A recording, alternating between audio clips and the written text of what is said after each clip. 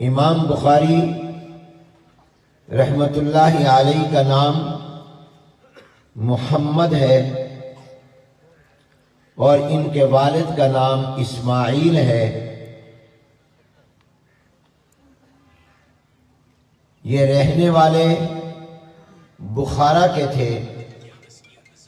بخارا ایک بستی اور گاؤں کا نام ہے جو موجودہ جغرافیے میں دنیا کے ممالک میں ایک ملک ہے ازبکستان، جس کا ایک شہر تاشقند ہے، ایک اس کا شہر سمرقند ہے، اور اسی ملک کی ایک بستی اور گاؤں اور اب وہ ایک شہر ہے، اس کا نام بخارا ہے۔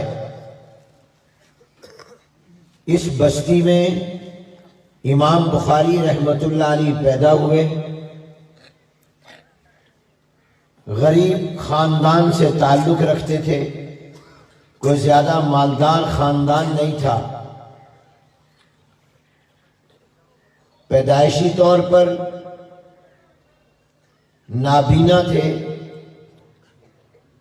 ماں رویا کرتی تھی، دعائیں کرتی تھی کہ اللہ میرے بیٹے محمد کو بینائی دے دے۔